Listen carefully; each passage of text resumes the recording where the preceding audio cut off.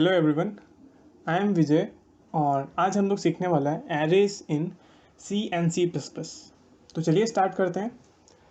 सबसे पहले हम लोग ये जान लेते हैं कि why do we need an array, क्योंकि हमारा तो नॉर्मल डेटा टाइप से तो काम चल रहा था ना, जैसे इंट फ्लोट इन सब से तो काम चल ही रहा था। हमें एरे चाहिए क्यों? तो एक एग्जांपल ले लेते हैं। Assume that you have to store the final percentage of 100 or maybe 1000 students।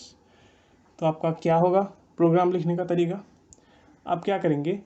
For every student we have to create a separate variable which is not ideal for us. हम लोग क्या करेंगे, हर एक स्टूडेंट का एक अलग अलग वेरिएबल बना लेंगे, जैसे कि फ्लोट P1 जिसमें फर्स्ट स्टूडेंट का परसेंटेज होगा, P2 P3 and so on. ऐसे करते करते हम लोग कितना ही बनाएंगे, आप ही सोचिए, 1000।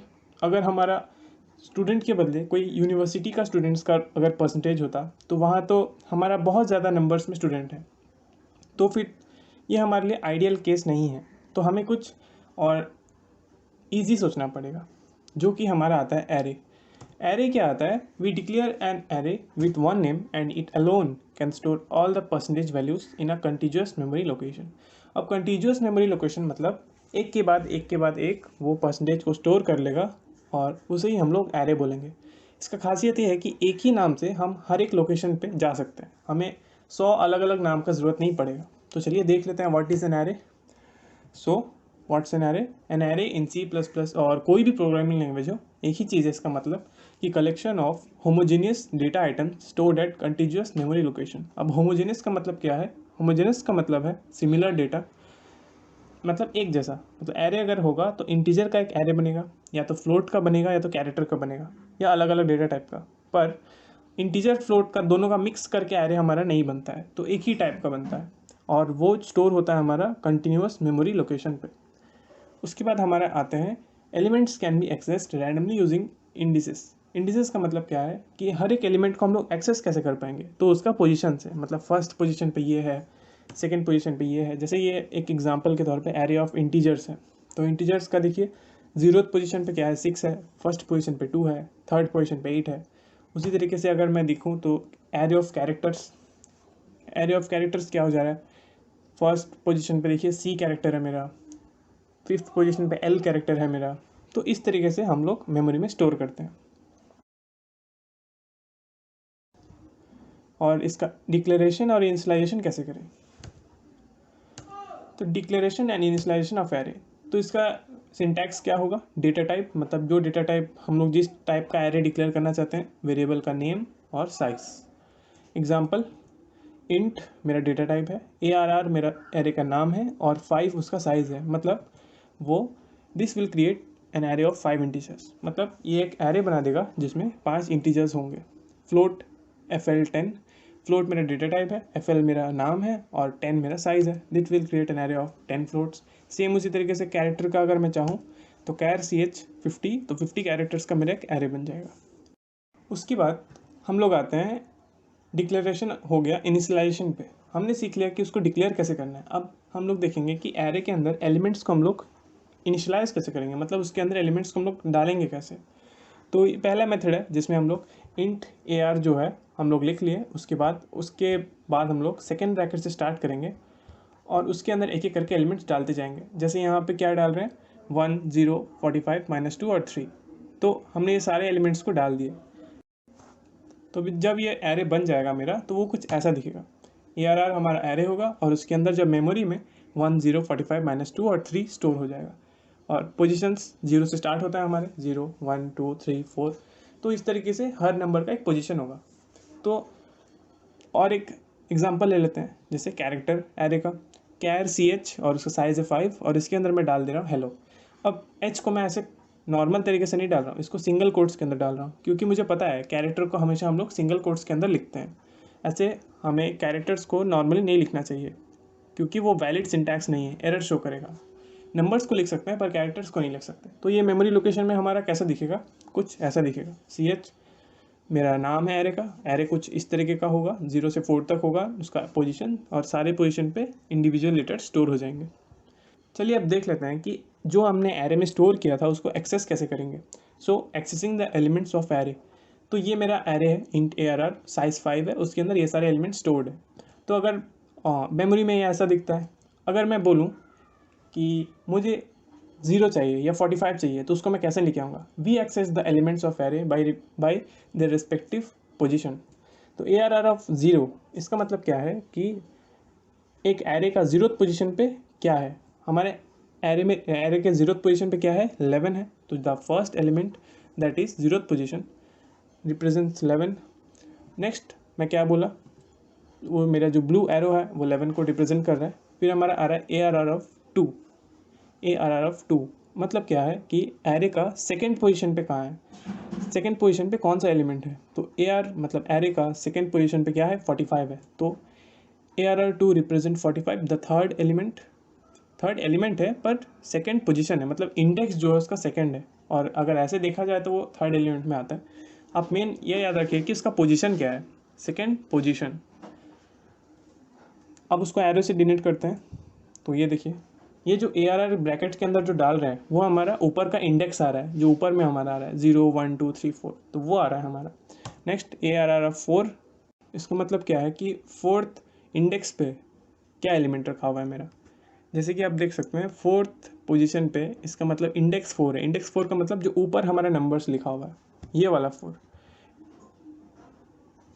फोर्थ इंडेक्स पे कौन सा नंबर है मेरा, 3 है। तो 3 मेरा यहाँ पे आंसर होगा। Represents 3, that is the fifth element and the fourth position. और इसको भी एरो से हम लोग लिख लेते हैं, जो कि हमारा येलो एरो। तो चलिए आगे चलते हैं। अब आता है कुछ एग्जांपल्स, जैसे इंट नम। इसमें मेरा ये सब वेरिएबल्स जो है ये नंबर स्टोर्ड है। अब एक बात यहाँ पे ये हम लोग देख सकते हैं कि यहाँ पे मैंने साइज़ नहीं दिया हुआ है, तो ये भी डिक्लेरेशन अलाउड है। मतलब अगर यहाँ साइज़ नहीं भी दूँ और इस ब्रैकेट में मैं नंबर्स इंक्लूड कर दूँ तो ये ऑटोमेटिक साइज़ ले लेगा। पर रन टाइम मेमोरी में ऐसा नहीं होता है। हम लोग आगे देखेंगे कि रन टाइम में कैसे ये किया जाता है। तो चलिए इसको कंटिन्यू करते हैं। तो ये कुछ ऐसा हमारे मेमोरी में दिख रहा होगा, 0 से 4 तक इंडेक्सिंग है और अंदर उसके वैल्यू स्टोर्ड है। तो num1 मतलब क्या है, मतलब फर्स्ट मतलब 1 इंडेक्स पे क्या वैल्यू स्टोर्ड है, तो -1 स्टोर्ड है। num ऑफ 5 - 2, 5 - 2 का मतलब क्या है, 5 - 2 होता है 3। तो num ऑफ थर्ड इंडेक्स पे क्या स्टोर्ड है, थर्ड इंडेक्स पे हमारा है ये वाला वैल्यू -4, तो -4 स्टोर्ड है। अब num ऑफ 4 का मतलब क्या है, फोर्थ इंडेक्स पे क्या है, 8 है। num ऑफ 7, अब num ऑफ 7 यहाँ पे तो है ही नहीं, है ना।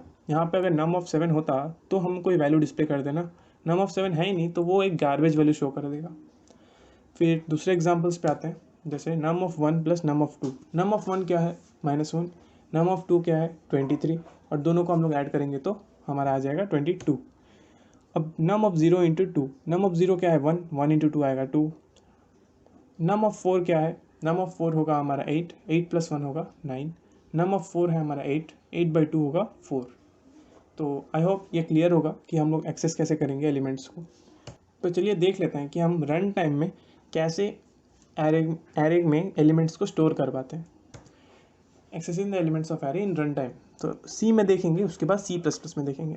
सी में क्या होता है, पहले मैं प्रोग्राम लिख देता हूँ, जो कि पहले यहाँ पे एरे को हम लोग डिक्लेयर कर रहे हैं।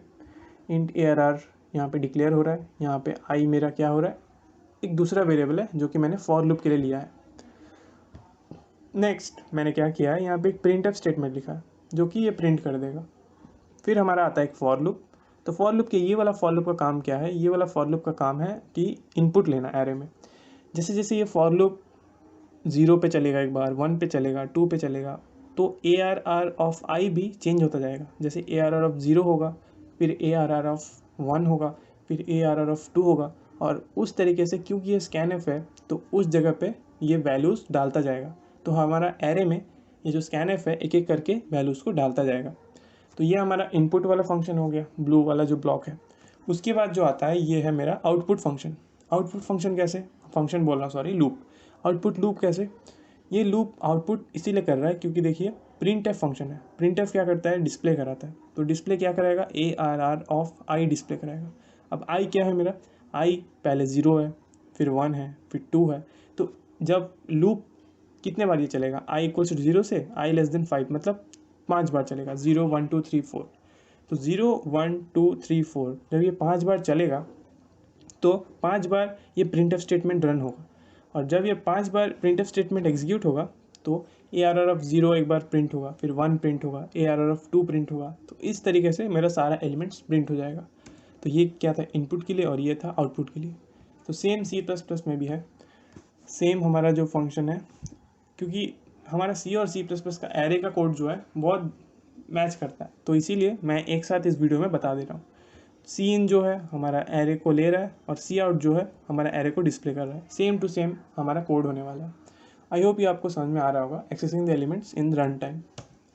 फिर आता है कि determining the size of array. अब determining the size of array का मतलब क्या है कि एरे का साइज़ क्या होगा, इंट नम।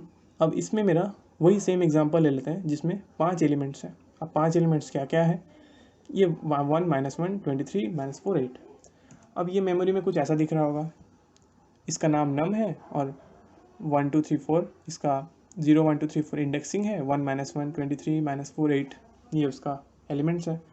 तो इसका साइज़ क्या होगा, हमें पता है कि इंट जो है वो 4 बाइट्स मान लेते हैं हम इंटीजर जो है 2 बाइट्स ले रहा है। Let us assume that integer takes 2 bytes. The given array contains 5 integers, क्योंकि यहाँ देख सकते हैं 1 2 फिर 3 4 5 हमारा इंटीजर्स है। तो 5 इंटीजर्स कंटेन कर रहा है ये। तो 5 इंटीजर्स अगर कंटेन कर रहा है तो 5 और एक इंटीजर का 2, तो 5 × 2 10 बाइट्स। वही यहाँ पे अगर फ्लोट होता तो फ्लोट लेता है 4 बाइट्स, तो 4 बाइट × 5 तो कितना होगा 20 बाइट्स हो जाएगा। अगर ये फ्लोट का एरे होता तो, क्योंकि एक फ्लोट मेरा कितना लेता है 4 बाइट लेता है, तो 20 बाइट्स इसका साइज़ हो जाता, और इसका साइज़ कितना है 10 बाइट्स। समझ में आ रहा होगा आप सबको। तो इसका एक जनरलाइज्ड फॉर्मूला क्या निकलता है, therefore the generalised formula becomes size of data type, मतलब इंट फ्लोट उसका क्या साइज़ है, और साइज़ ऑफ एरे का क्या साइज़ है। तो ये था आज का एरे का ट्यूटोरियल। आई होप आपको एरे समझ में आएगा। ये एक बेसिक सा एक्सप्लेनेशन वीडियो था एरे क्या है, इस पे और भी हम क्वेश्चन सॉल्व करेंगे। ये सिंपल सा एक अंडरस्टैंडिंग वीडियो था जिसमें हम एरे को समझे। नेक्स्ट वीडियोस में हम एरे के क्वेश्चंस करेंगे और फर्दर टॉपिक्स को पढ़ेंगे। Thank you.